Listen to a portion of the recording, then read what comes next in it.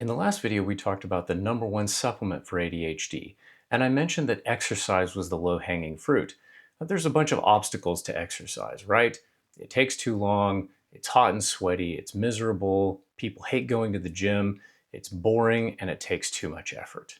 I don't want to marry Bruce Underwood. He's a snob and he's got pimples. And I promised that in the next video, which happens to be this one, that we talk about a way to use our ADHD to overcome a lot of these problems. Not only is exercise one of the best things we can do for ourselves, but those of us with ADHD, we're built to move. So exercise helps us with focus. It helps us with impulse control. It helps us with emotional regulation. And it usually lasts for an hour and a half to 3 hours after we're done with whatever exercise we're doing. All right, we get it. Exercise is good for us. That doesn't make us want to do it anymore. So how do we use our ADHD to overcome all of those obstacles to getting exercise done? So let's hit each of them one by one. It takes too long. Well, let's make it shorter. We get all hot and sweaty when we do it. If the exercise is shorter, we won't get hot and sweaty. So that kind of takes care of itself. Exercise is so miserable. But again, if it's shorter and we're not getting hot and sweaty, a lot of that misery is kind of removed. Some of us hate going to the gym. Then don't go. Exercise can be so boring. Okay, so let's use it as a stimulation. Let's use it as a break from other things that we're doing. Exercise can take way too much effort. Okay, so why do we have to put in that much effort? If it's shorter exercise, there isn't as much effort. So if we summarize all of that, what we're saying is we need a way to do exercise that's shorter, doesn't require us to go to the gym, and really is a stimulation or a break from other things that we're doing. There is no charge for awesomeness or attractiveness. By the way, this whole idea of going to the gym and getting all of our exercise in one block, and then spending the rest of our day being sedentary, it's kind of a modern thing. I mentioned before that the human body is designed to move, and we would move throughout the day. And so that's kind of a more natural way to do it, and it's better for us. But keep in mind that if you go to the gym and that's your thing and you love doing that, keep doing it. I'm not saying to stop. What we're trying to do is we're trying to help those of us who have all of these problems with exercise and going to the gym.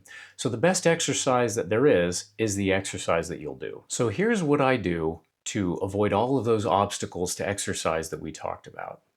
I go to work in the morning and I set a timer for 90 minutes. When the timer goes off, I walk to a place in the building where I hung a pair of gymnastics rings.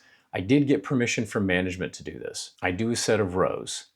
It can be just one, it can be as many as you can do, it's up to you. Then I do a set of push-ups. Again, if one is what you're up for, do one. If you can do 10, 20, 30, do that. And then there's a door right next to where I hung the rings. So I just pop out of the building, I do a quick walk around the building. It usually takes less than 10 minutes. And the walk is 7 minutes of that. I sit back down at my desk and I set a timer for another 90 minutes. And I repeat this throughout the day. I don't get hot and sweaty, it's not miserable, it doesn't take a lot of effort. I look forward to it because it's a stimulation and it's a break from my normal work. Plus, I end up working better because I do get that mental break. And it helps with impulse control and emotional regulation. Okay, now we're gonna get a little bit controversial. That's a nice trick. You might not agree with me on everything I'm gonna say, but I've studied this stuff for a really long time. And these are the conclusions that I've come to. You might have different opinions. If you do, that's fine.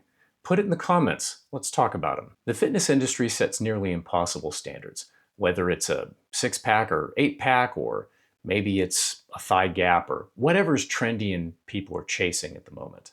They kind of do it on purpose, because the more impossible something is, and the more people are willing to chase it, but never achieve it, the more money there is to be made. Plus, a lot of these things that we're chasing are nearly impossible to sustain long term. The extremely low body fat that we need for 6-pack abs isn't very healthy for us.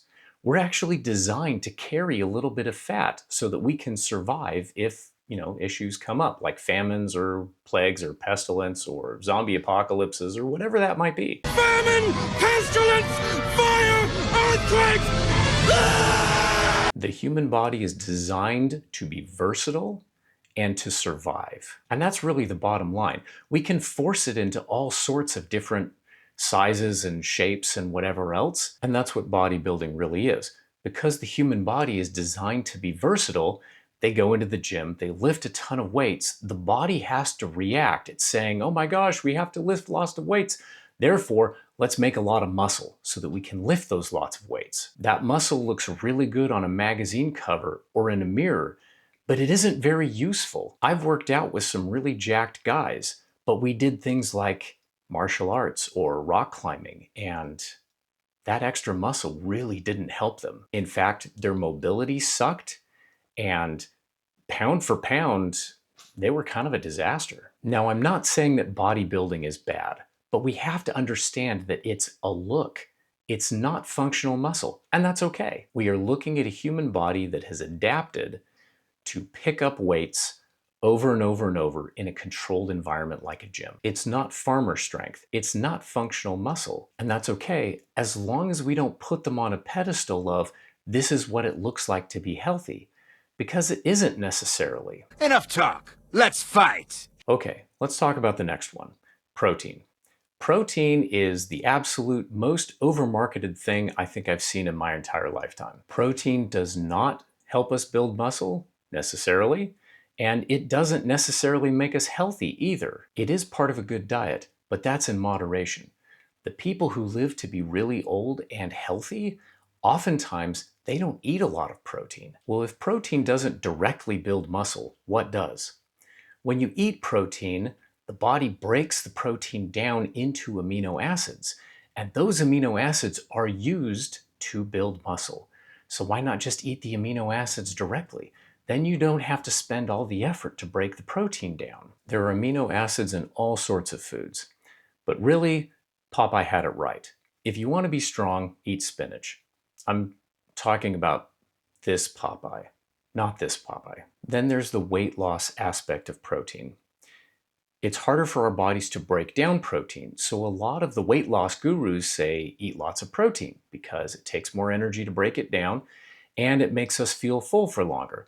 And the logic is pretty sound, but there are things that are better. Things like fiber. We don't eat nearly enough fiber. Fiber actually makes us fuller, and it helps our gut microbiome, and it does all sorts of other good things for us too, including a compounding effect for weight loss. So by eating more fiber and building up that gut microbiome, which is better for our mental health as well, we end up losing more weight than we would have otherwise with eating the same amount of calories. Put what you think in the comments. But whether you agree with me or not, thanks for spending some time with me today. I appreciate you, and I look forward to the next one where we engineer the crap out of ADHD.